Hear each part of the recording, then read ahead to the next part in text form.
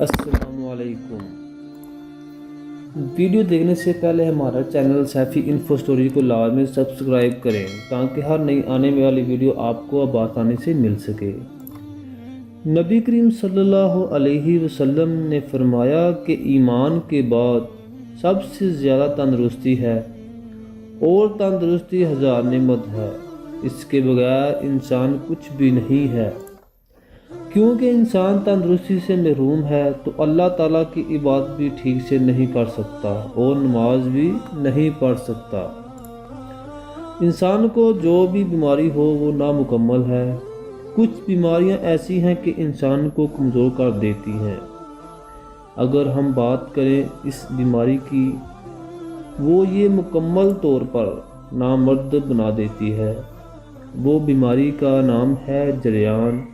یہ مرض ہڈیوں سے مادہ نکال کر ضائع کر دیتی ہے اور انسان کو کمزور بنا دیتی ہے۔